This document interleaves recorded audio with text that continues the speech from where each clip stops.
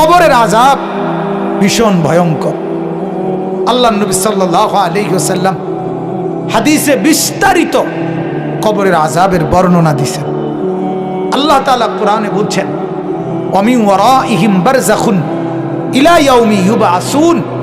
আল্লাহ তাআলা বললেন যে তোমরা মৃত্যুর পরে কিয়ামতের মাঠে পুনরায় উঠানো পর্যন্ত মাঝের এই টাইম বারযাখ অর্থাৎ কবরের এই জিন্দেগিতে অবস্থান। এই আয়াত দ্বারা কবরের জীবনের সুবুত স্পষ্ট কোরআনে পাওয়া যায়। নবী সাল্লাল্লাহু আলাইহি ওয়াসাল্লাম বলছেন, প্রতিদিন কবর, যার কবর যেখানে, তার কবর তাকে ডাক দিয়ে বলে, ও আল্লাহর বান্দা শোনো, আনা বাইতুদ দুদ, আমি পোকামাকড়ের ঘর। আমার বাপ শুনেন, যুবক আপনারাও শুনেন, আপনারাও শুনেন, কবর কিন্তু নির্দিষ্ট কোনো বয়সে যায় না বাপ।